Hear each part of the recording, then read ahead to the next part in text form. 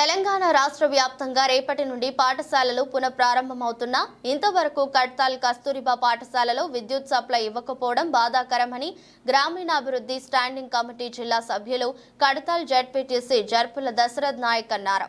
కడ్తాల్ మండల కేంద్రంలో కస్తూరిబా భవన్ నిర్మాణం కోసం తాము చేయని ప్రయత్నమంటూ లేదని, చివరికి భవన్ నిర్మాణం పూర్తయినా విద్యుత్ అధికారులు కరెంటు సప్లై ఇవ్వకపోవడం బాధాకరమన్నారు. 7.5 సంవత్సరాల నుండి 270 మంది విద్యార్థినులతో ఈ పాఠశాలను 4 రూములు భవనంలో అద్దెకు నడిపారని, ఈ సరైన సకాలంలో విద్యార్థులు నూతన భవనంలో విద్యను అభ్యసిస్తారని అనుకుంటే విద్యుత్ అధికారులు కరెంటు సప్లై ఇవ్వలేదని తెలిపారు. 24 గంటల్లో నూతన భవనానికి విద్యుత్ సప్లై ఇవ్వకపోతే మండల కేంద్రంలో 1000 మందితో కలిసి విద్యుత్ సబ్స్టేషన్ ముట్టడిస్తామని హెచ్చరించారు. అనంతరం మండల కేంద్రంలో ధర్నాకు దిగాల్సి వస్తుందని డిమాండ్ చేశారు.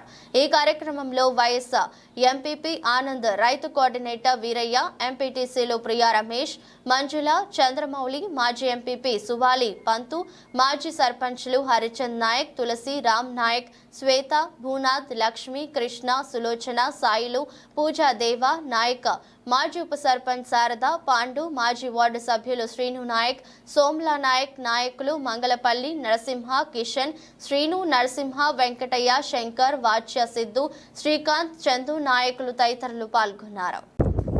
గత ప్రభుత్వము దాదాపుగా 3.5 సంవత్సరాల నుంచి కష్టపడి భవనము కస్తూర్బా పాఠశాల వసతి గృహాన్ని పూర్తి చేసుకున్నటువంటి సందర్భంలో మరి రేపు 12వ తారీఖు నుంచి విద్యార్థులు కూడా ఇక్కడికి చేరుకోవడం జరుగుతుంది.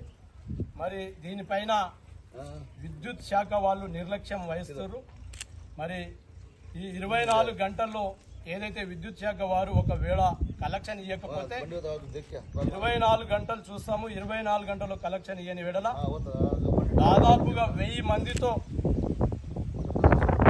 సబ్ స్టేషన్ను ముట్టడిస్తామని చెప్పి మేము హెచ్చరిస్తున్నాం, డిమాండ్ కూడా చేస్తున్నామని చెప్పి మా నాయకుల ఆధ్వర్యంలో చెప్పడం జరుగుతుందని చెప్పి తెలియజేస్తున్నాం.